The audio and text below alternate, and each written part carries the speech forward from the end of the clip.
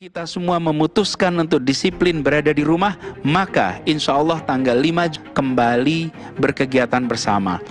Pandemi ini kejadiannya 100 tahun. Ada tidak setuju melaksanakan keputusan tersebut. Belum.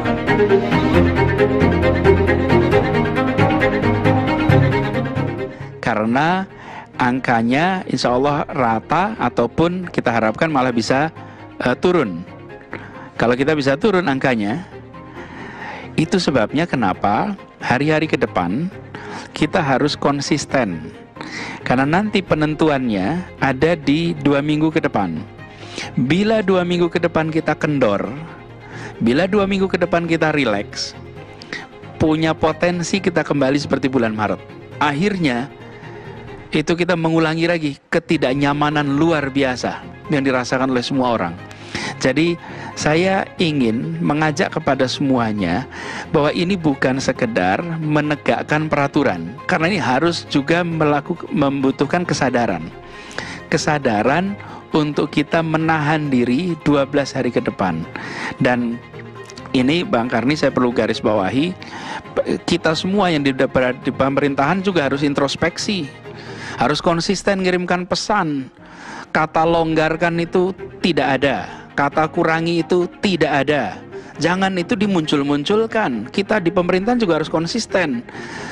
Jangan mengirimkan pesan yang bercampur. Satu sisi tak akan boleh, seakan dilarang. Tidak. Kami di DKI Jakarta selalu mengirimkan pesan bahwa PSBB belum selesai. Tetap tinggal di rumah. Kalau ada yang bertanya, mudik lokal boleh tidak? Jawabnya tidak. Yang ada adalah mudik virtual. Karena dalam masa PSBB kita semua dianjurkan tetap berada dalam rumah. Kita semua tidak berkegiatan di luar. Bahkan yang wajib-wajib saja, termasuk sholat Jumat, sudah 8 minggu ini sholat Jumat itu tidak diselenggarakan. Semuanya sholat duhur di rumah, itu wajib, ada nasnya. Dan ini harus jadi pegangan. Yang wajib saja kita kendalikan untuk berada di dalam rumah. Ini penting sekali untuk kita sadari bahwa di pemerintah harus konsisten. Kemudian yang kedua, di masyarakat, saya menyadari persis bahwa di masyarakat ini sudah ada kelelahan yang luar biasa dan kesulitan yang amat berat. Kelelahan karena lelah berada di dalam suasana di rumah terus-menerus berbulan-bulan, di sisi lain 2 bulan lebih, di sisi lain juga ada yang kesulitan mata pencaharian karena berada di dalam rumah tidak ada pendapatan. Itu sebabnya sekarang kita ada bantuan sosialnya, sembakonya diperluas. Bahkan ini penduduk Jakarta itu 3,6 juta orang, tapi pembagian makanan kebutuhan pokok sekarang dikirimkan pada 2,4 juta keluarga. Jadi bayangkan dari 3,6 juta keluarga, 2,4 itu mendapatkan bantuan makanan pokok. Artinya 2/3 dari keluarga yang ada di Jakarta itu disuplai kebutuhan pangannya oleh negara. Ini kita tuntaskan 2 minggu lagi ke depan. Begitu ini kita tuntaskan, lalu kita bisa mulai fase relaksasi. Saya tidak bisa mengatakan hal yang sama untuk wilayah lain, karena kalau wilayah lain kita harus melihat angka ini. Tapi kalau untuk Jakarta, saya bisa sampaikan bahwa untuk kasus Jakarta, dan saya rasa juga Jabodetabek, maka 2 minggu ke depan adalah kunci. 2 minggu ke depan itu penentuan. Bila kita semua memutuskan untuk disiplin berada di rumah, maka insya Allah tanggal 5 Juni kita sudah bisa mulai kembali berkegiatan seperti semula dengan kenormalan baru. Misalnya pakai masker, ada jaga jarak, kemudian cuci tangan rutin, penjadwalan kendaraan umum diatur. Tapi intinya tidak harus berada dalam rumah semua, bisa mulai berkegiatan. Dan tinggal 2 minggu lagi kita sudah lewati 2 bulan lebih kita berada di rumah.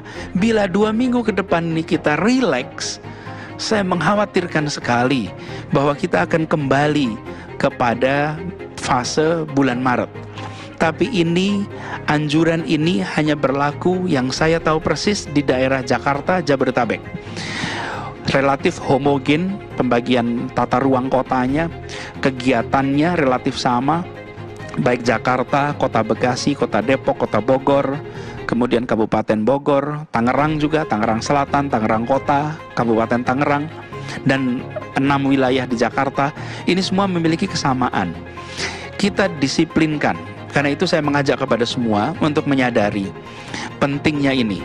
Dan kami di Jakarta juga, ini terkait dengan Idul Fitri,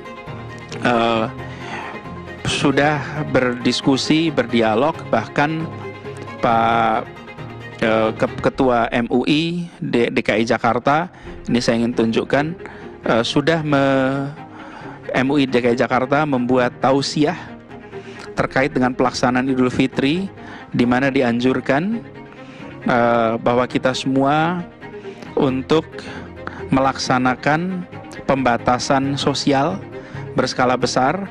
Lalu ada edaran dari Dewan Masjid DKI Jakarta dan Majelis Ulama DKI Jakarta yang menganjurkan bahwa sholat Idul Fitri yang lazimnya dilaksanakan berjamaah di masjid atau di lapangan agar dilakukan bersama keluarga di rumah. Jadi ada anjuran dari MUI, DKI, dan Dewan Masjid. Tapi saya ulang, ini adalah untuk DKI Jakarta.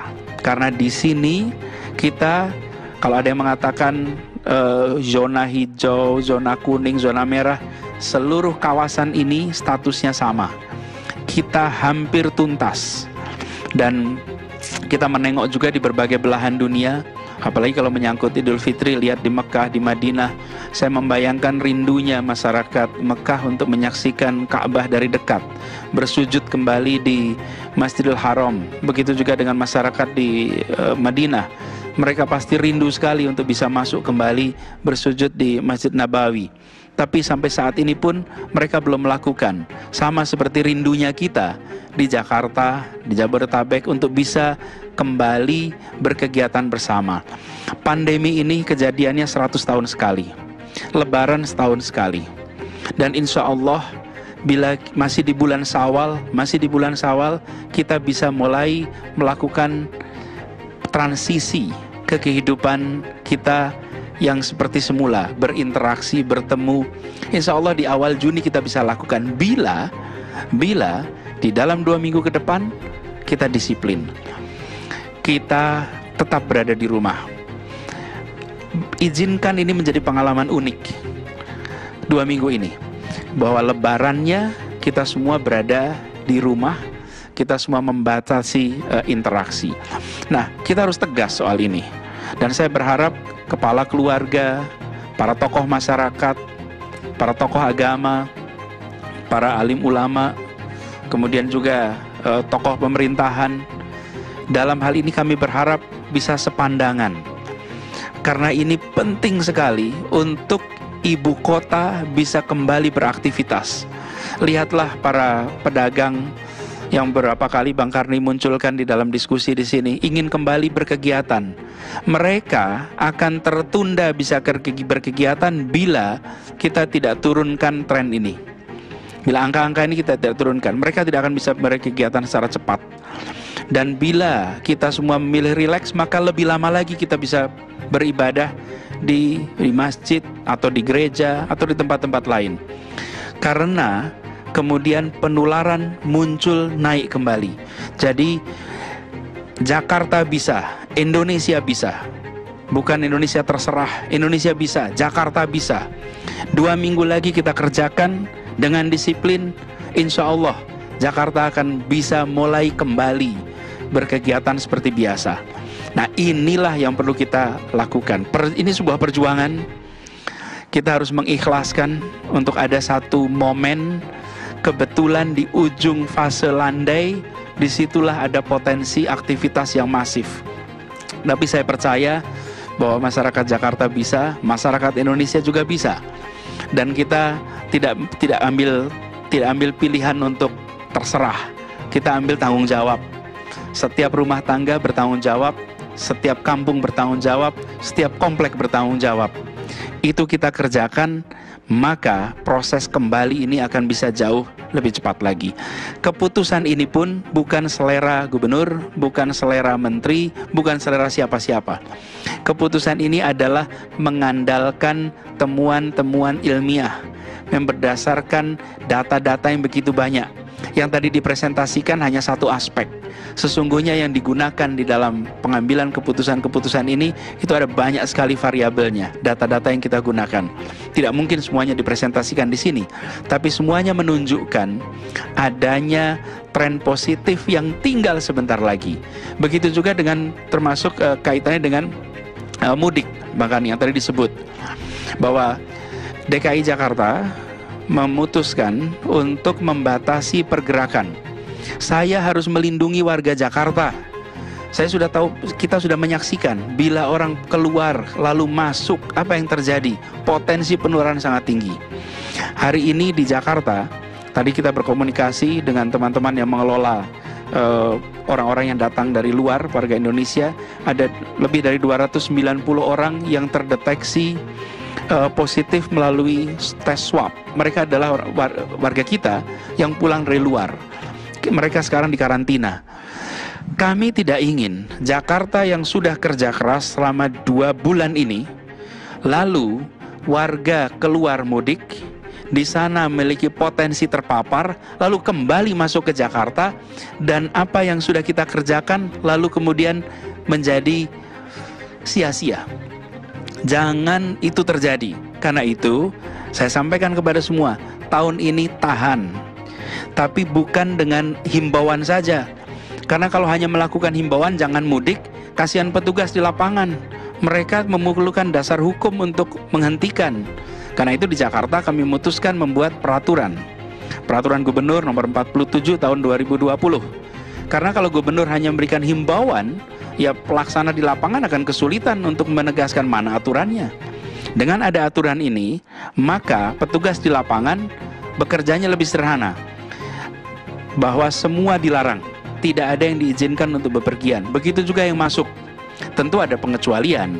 Orang yang sakit, yang harus dirawat di rumah sakit, dan rumah sakitnya di Jakarta, pasti diizinkan. Orang yang ada emergency, tentu diizinkan.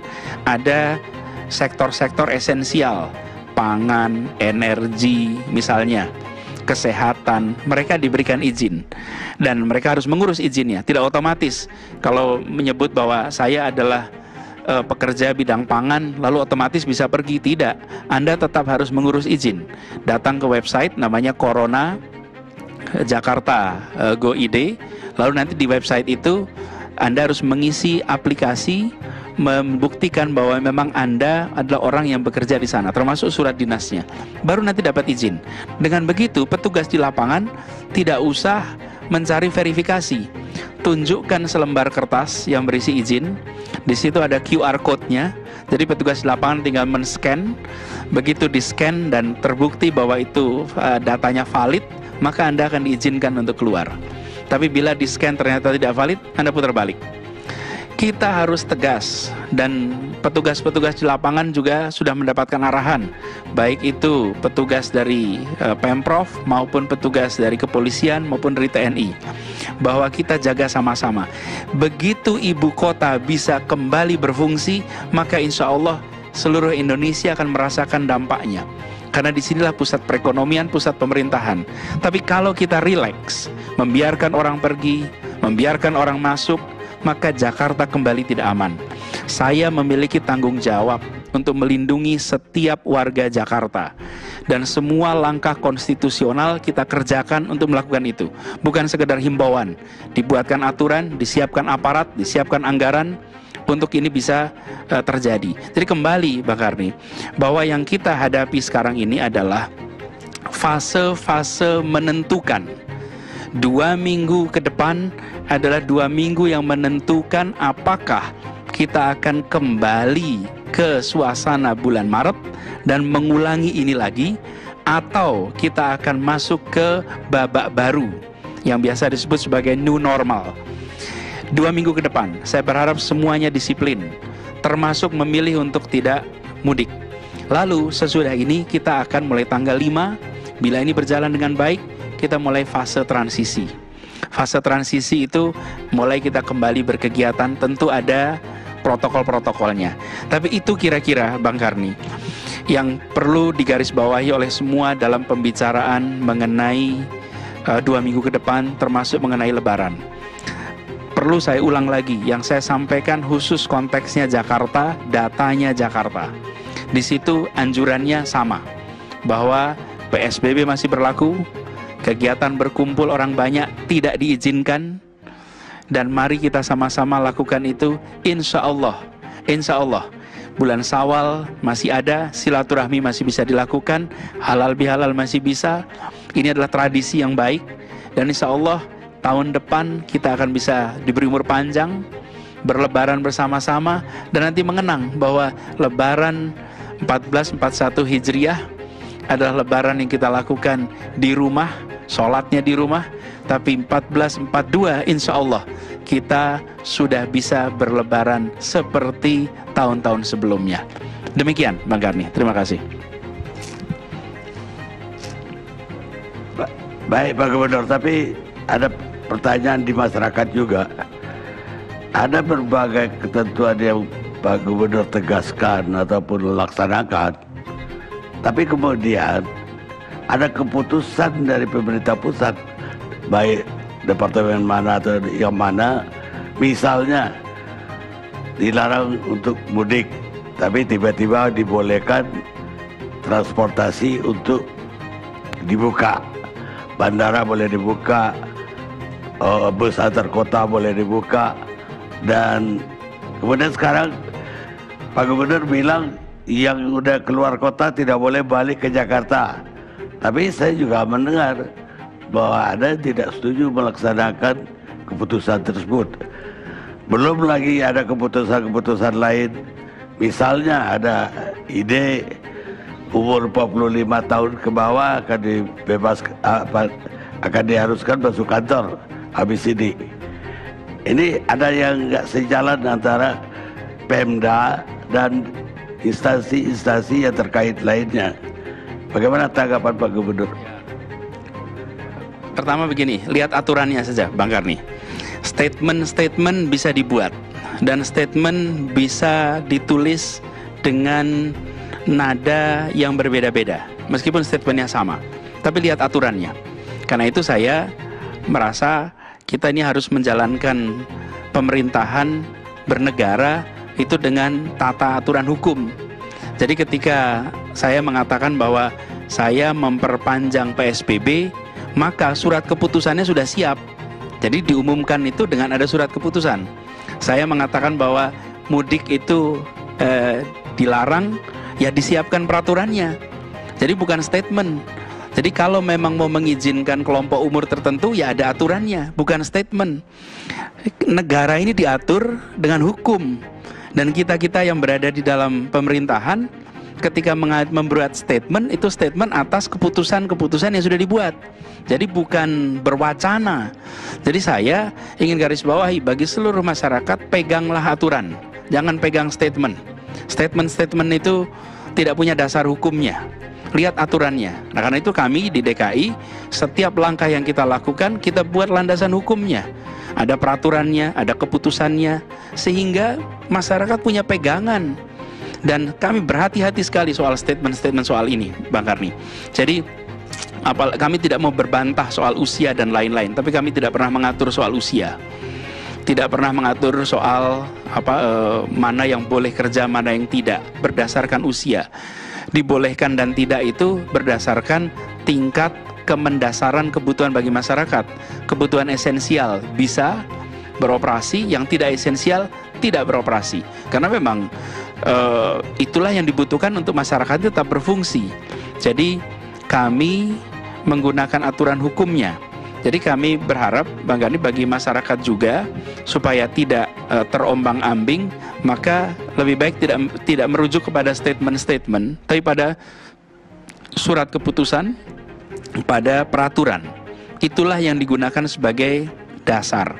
Nah, kita harus belajar banyak dari peristiwa ini, bahwa aturan ada, tapi komunikasi politik, komunikasi publik itu harus dilakukan dengan baik sehingga tidak membingungkan.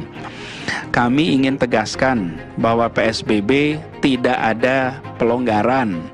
Karena itu tidak usah pakai kalimat pelonggaran, pengurangan. Ya PSBB saja.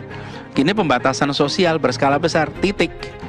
sampai ini selesai, ya semua aturan yang ada dalam PSBB itu ya dilaksanakan.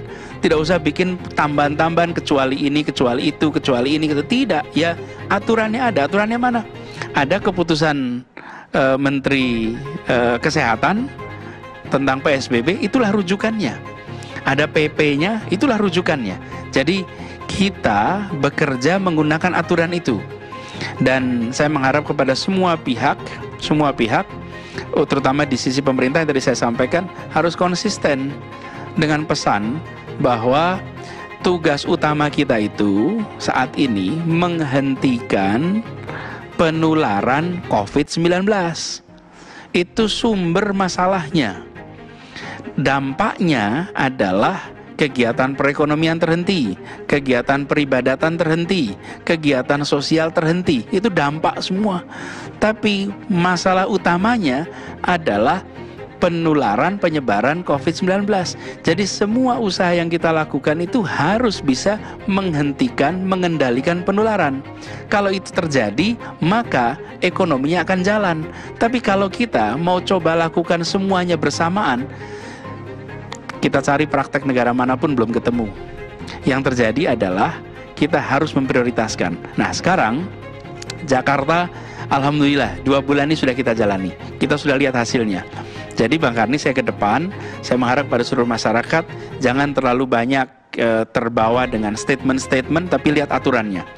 Kalau ada yang mengatakan A, maka lihat ada aturannya tidak. Kalau tidak aturannya berarti tidak untuk dilaksanakan. Kalau mengatakan B dan ada aturannya, maka laksanakan. Dan kita yang di pemerintahan harus lebih konsisten. Kalau membuat seruan, membuat langkah, maka siapkan perangkat hukumnya, sehingga kebijakan itu bisa dijadikan dasar bagi semua aparat untuk melaksanakannya. Jadi itu yang harus kita lakukan. Nah, kami memilih untuk pembatasan itu. Tadi yang saya sampaikan, keluar dibatasi, masuk juga dibatasi semata-mata untuk menghentikan penularan itu. Sesudah fase ini selesai, jadi pembatasan itu berlaku sampai masa tanggap bencana ini selesai. Begitu masa tanggap bencana ini selesai, maka kita bisa berkegiatan seperti semula. Demikian, Bang Karni. Jadi kasarnya tidak akan ada relaksasi lah. Tidak ada. Seperti kita banyak tuntaskan sekarang ini. Beginilah, apalagi Walaupun begini Bang Karni. Apalagi kita udah lihat ujungnya. Tapi bagaimana dengan kita udah lihat ujungnya. Orang Jakarta yang sudah mudik. Orang Jakarta yang sudah mudik dan kemudian balik ke Jakarta. Nah, ini kalau Pak Gubernur punya pendapat kan nggak boleh. Tapi apakah aparat yang lain siap untuk melaksanakan ini? Suaranya nggak masuk.